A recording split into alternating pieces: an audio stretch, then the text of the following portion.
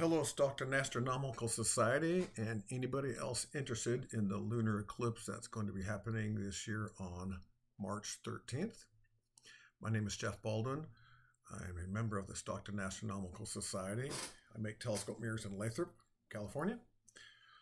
I will be absent during this eclipse, and so I'm making this video to help people make sure that they see it right and they're at the right time and all that.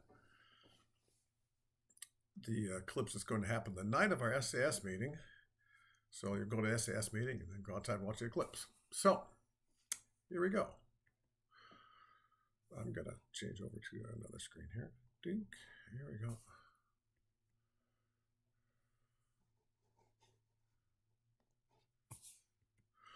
Okay. This eclipse is safe to observe. Some people are afraid that an eclipse is dangerous to look at because solar eclipses are very dangerous to look at. Lunar eclipses are totally safe. The brightest thing you can possibly see would be a full moon, which you've seen a million times. And every other part of this eclipse is dimmer than that by, I don't know, 500,000 times. So there's no safety problem whatsoever with this eclipse. Do not be afraid of it. You can observe it naked eye, you can observe it with binoculars, you can observe it with a telescope. It's fun to observe it with all three. So it's going to be at the midnight hour, the night of March 13th and the morning of March 14th. The entire eclipse will be going from about 9 p.m. on the 13th to about 3 a.m. What's that? PDRT. I got an extra letter in there on March 14th. Although there's uninteresting parts of that. The interesting stuff would be from 10 p.m. until 2 a.m. Now this is Pacific Daylight Time because the Sunday before this eclipse, we change our clocks from standard time to daylight savings time. So make sure you've made that change or you'll miss stuff. The most interesting part of the eclipse would be totality, and it's from 11:26 to 12:32. These times are all good for Washington, California, Oregon, and Nevada. If you're somewhere else, you'll have to make some adjustments. So here is a picture of how big the moon is and how big the Earth's shadow is at the distance of the moon. So right here is called the umbra. In the umbra, the sun is completely obscured by Earth. I should say the solar disk. Part of the corona is still exposed, but the solar disk, the bright thing, is totally gone in this area here. This area here, the penumbra, the sun is not completely covered by the Earth. So like right here, 0 of the sun is covered by the Earth, and then 10% of the sun's covered, 20%, 30%, 40%, 50%.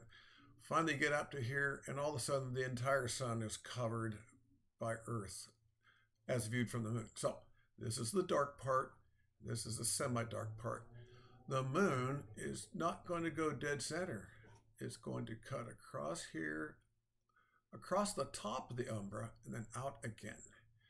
And so it'll enter here, mid-eclipse will be right about there, and the end of the eclipse, or totality, will be right about there.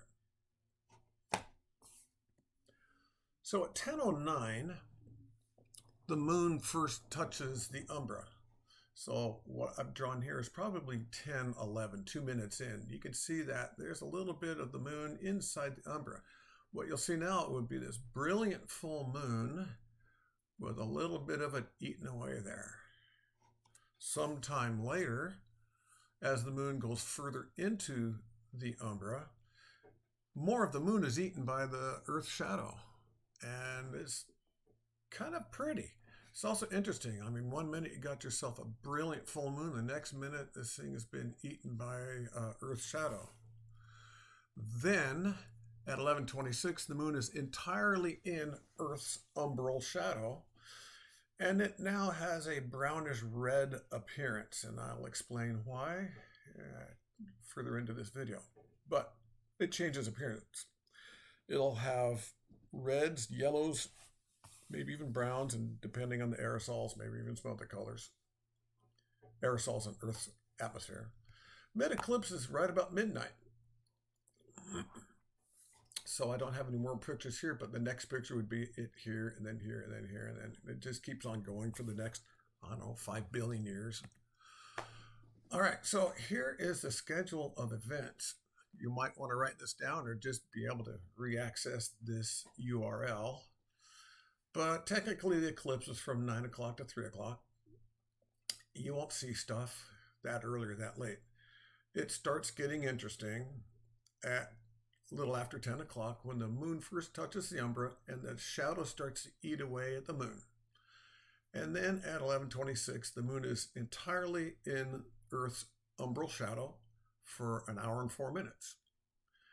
And then at 12:32, it starts to leave total immersion in the umbra, and it now has partial eclipse phases, and then will finally completely leave the umbra at 1:48. So to go back to the top, from 10:09 to 11:26 are partial phases. From 12:32 to 1:48 are partial phases. From 11:26 to 12:32 is totality. They're all interesting. They're all different. So here's what you can observe. From 10:09 to 11:26, the moon is going to be going into the umbra deeper and deeper and deeper. You'll see the moon being eaten away by Earth's shadow until it goes all the way into totality at 11:26. From 11:26 to 12:32, the moon will be entirely within Earth's umbra. It'll have that brownish red, dull yellow, whatever colors that this eclipse will happen to show that this time. Now, the closer you get to the center Earth shadow, the darker it gets because you got more of the corona not showing. So the part of the moon that's closer to the center Earth's shadow will be redder and darker. The part of the moon that's farther from the center Earth's shadow will be yellower and brighter. This is always the case.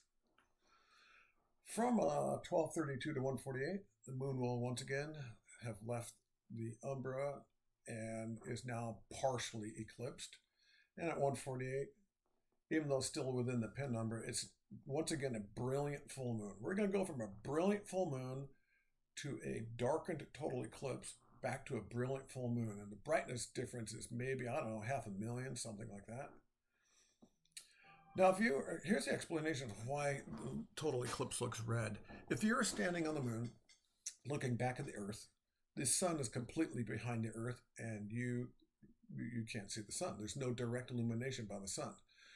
So the illumination you get is a little bit from the solar corona, but most of the illumination is from all the sunrises and sunsets you see at the edge of the Earth squeaking past, and they're red. And so the illumination of the moon is the reddish light from all those sunrises and sunsets. And it's actually quite pretty. So Ed Rival, happy birthday to Ed Rival. His birthday is Pi Day, 3/14, and I'm so special, I got you an eclipse-free birthday. So happy birthday. You're welcome. Like I have the power to do that.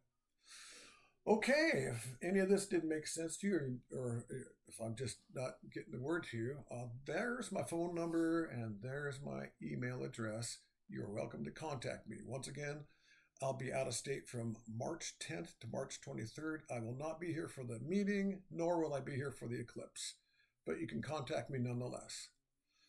I hope you all have a good time. If anybody takes pictures, please bring them to the next meeting and we'll have fun with those. Alrighty, again, I'm Jeff Baldwin, and thank you for watching this.